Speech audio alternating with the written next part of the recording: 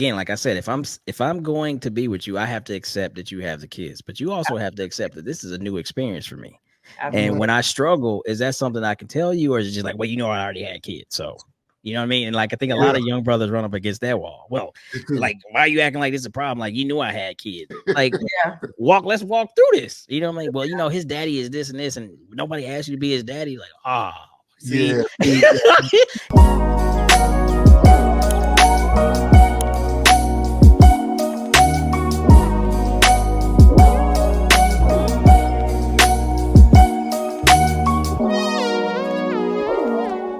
how do you navigate being a step parent? How did you navigate being a step parent? The young man is an adult now. Yes. But how did you first navigate that? And what were your thoughts behind marrying a woman who had a child? Okay, so because I had dated a woman that had a child before, I was somewhat in the know of how to respect that situation, because I remember my mom telling me straight out, no matter what, that baby is always gonna come before you. That's what you have chosen. You have chosen to be with a woman that has a child, and you have to understand that. So, so when I met my current wife, and she had a child, basically initially I was kind of hands off, right? Because I was still working out the situation that, hey, I have a child and I'm divorced, and I got to navigate that over there to make sure no man thinks they need to come in and try to replace me. Though she would, remarry and have her own situation at that point, me and that guy had to understand, like, that's my baby. I understand she's gonna be under your house and all these, and that comes with a certain respect. Cool, but you don't need to take this charge as if I'm not around. The one thing that became the stressor is the fact that you never really know how your kids look at things. So what I would find out, let's make it now 6 7 years into the marriage, is that my daughter was struggling heavily with the fact that I was full-time somewhere else, part-time with her, and she's watching things from a distance, and definitely when she's in person, and she's like, oh, well, he wasn't there to teach me how to tie my shoe, or he didn't help me learn how to ride my bike, or just all these other things. So I started to have to like struggle with the thought of, damn, my biological child really ain't with this. I'm a step parent more than I am a biological parent in her life, because distance. At this point, I'm living in Phoenix, Arizona. She's back home in Indiana. I would sometimes feel like, what am I missing? What am I not doing to help this boy become the young man I want him to become? Because not that he was like ever into anything crazy like drugs and sex and nonsense, but he was just not really going how I thought he would go. And ultimately, I'm looking at my daughter and I'm like, I can see myself. This is before Jordy. Yeah. And I couldn't see myself in Ace. And again, that's no knock on that, but that was the struggle. Like, I'm like, I am giving him my all, and it's still not measuring up to what I feel like he needs, whatever that is. And where is that disconnect? And that was the struggle more than anything. Like, the acceptance part for me wasn't difficult because of who the woman is, right? Like, she never that matters. yeah, she never asked me to do anything like save us, but she was like, yeah, I do want my son to have a solid, father figure. And I'm never going to cripple you from doing that. But at the same token, understand, like, I'm his mom, we have a bond. And so it was kind of like a understanding there. Like, so I know there's these things come in different packages. I will say that. Yes. But my package was pretty neat. So I was not up against some of the things that I got 2 and 3. I got 2 and 3 baby fathers as well, and you're dealing with and one thing, and I don't want to air too much thing, but one of my mentors, bro, this broke my soul, because it goes to this story that we're talking about. He was an older gentleman, had a younger wife who had a crazy baby father. I mean, crazy. And again, now at this point, this is this man's wife, so he's just being protective over her, like, hey, look, I stay out of y'all business as much as I can, but this is still my wife, this is still my house. You just not gonna show up. And this man ended up killing him, bro. Like, the guy pulled up, him and the baby mother, they got into a little confrontation. I don't think it was physical, but he's cursing her, so Al comes out. That's my mentor. He's like, hey man, you got to kick rocks with all that. Right. And he went out there to get her, because at that point she's barking back, yada yada. He like, look, just go in the house, be good. He turned his back.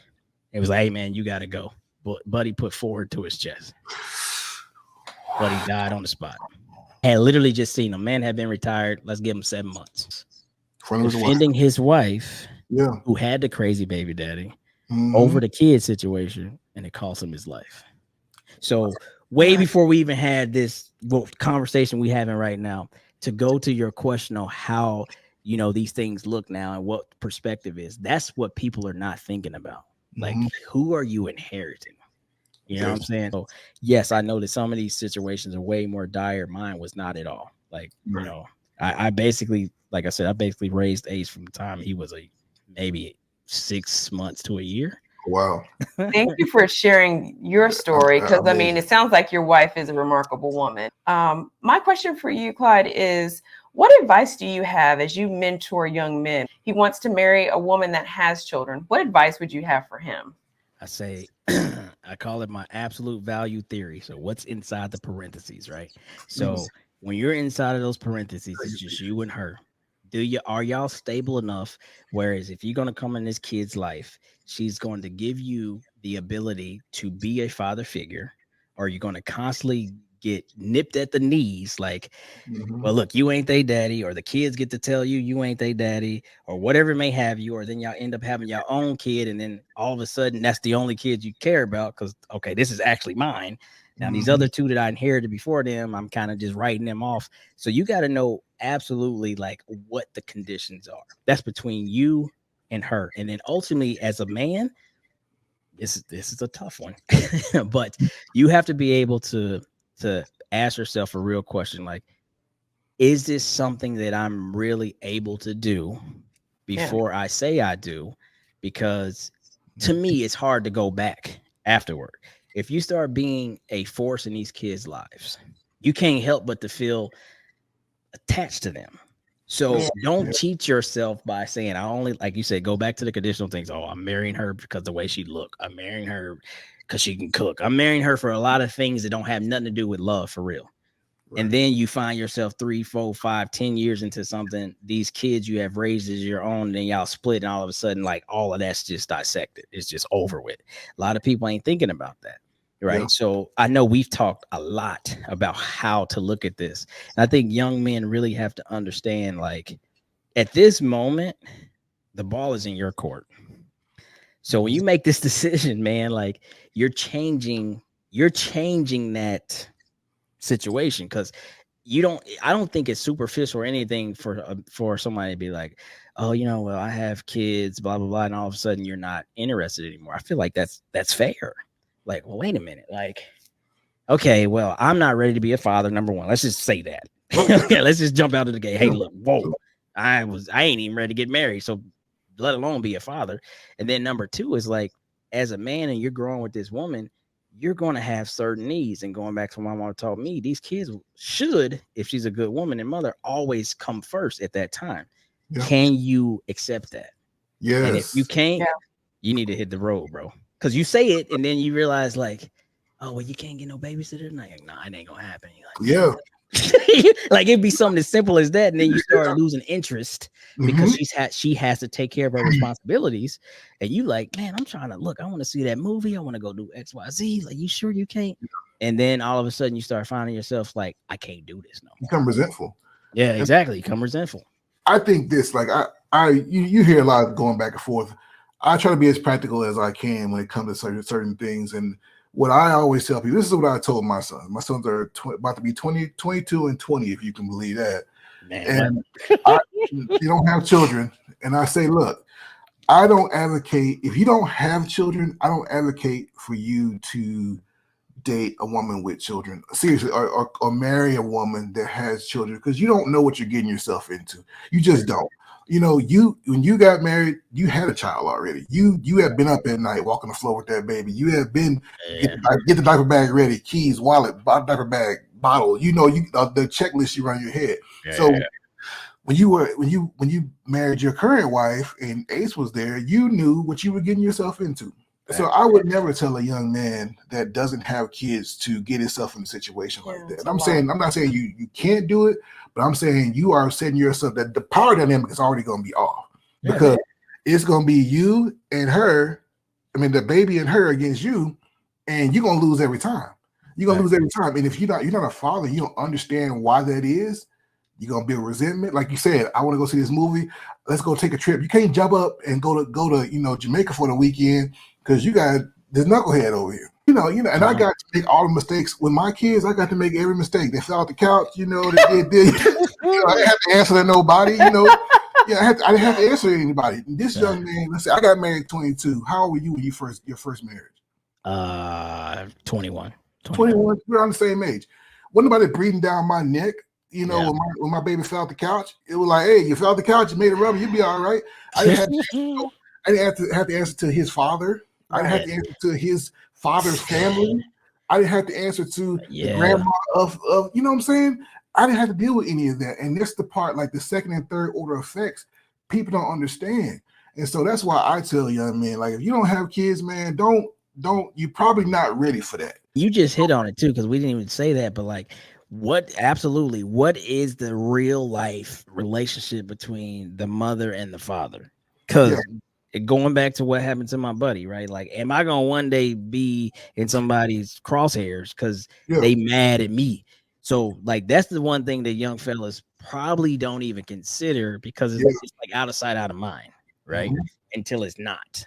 And then you're trying to take on their problems, like, well, he ain't paying child support. All of a sudden, you think you got to buck up or something, like, oh, well, you gonna pay her child support? Like, who are you? Right? Like, I love your approach to it. I love your approach, and I never would advocate for men not to date a single parent, because there's so many different parameters around it. Why that woman is what she is. I would just say that's my number one kind of caution to young men is like, if you don't have kids, man, you really don't know what you're getting yourself into. Now, if you got a kid or two and you know what it's about, then go right ahead. I don't have no problem. I think stepfathers are great. I think they're needed, especially in the Black community. I've been fortunate enough to all my kids are with this beautiful lady right here, and that's it. And I ain't having no more, and that's it. I ain't got no kids nowhere else. I know that for a fact. And so I understand that things happen and life happens, but I don't think young men do this as a favor by jumping into relationships with women that have children. If you don't have them, you just don't know, brother. That's just me. No, you know what? Real quick on that too, Marcus, is this the thing too? Like, you didn't raise two boys, right? And they seen how you were as a man and how you was as a husband and a father. And what you don't want them to do, whoa, man, I mean this with everything. You don't want them to take all of that knowledge that they got and walk into a situation where they have to inherit children, and that becomes something that they don't do well because the relationship doesn't work and they forget how they were raised. And now they're damaged. And when it's time to meet the one for them, and okay, like, are we going to start our family together? All this other stuff, they still got the trauma now. And I'm not the best husband or father or whatever because I'm thinking about what happened to me before. It's a lot of stuff that can go with that, man. Dropping that is absolutely the thought process behind it. I think as a society, we do a really poor job of. I'm a huge male advocate. And there's too much nonsense going on where we're always one-upping and big up in the girls or the females. And I get it. I'm a woman. I understand. But we never see the other side of it. And I can't tell you how many people we coach that they were in a relationship with, the man was in the relationship with a woman. The woman had children. He became stepdad, maybe just boyfriend, but he was in the child's life. He was a father figure. Is attached to the child, the relationship. They were together a few years. It goes south and then cut and dry. And then he's still here with all these emotions. He still has that attachment to that child, and the child is gone. Or the woman gets in a bind and she's like, well, hey, I still need you to kind of help out. From time to time, he acting up in school. You ain't even got his last name. Like but there's still that trauma that's there, and there's having to deal with that. But we don't talk about that enough. It's always on, well, the woman's this. And again, I don't bash women. I love women, but I also hold women accountable. So that's why I like that we're having this rounded discussion on the other side, because y'all go through stuff too. You're humans. Yes. Again, like I said, if I'm going to be with you, I have to accept that you have the kids, but you also have to accept that this is a new experience for me. Absolutely. And when I struggle, is that something I can tell you, or is it just like, well, I already had kids, so.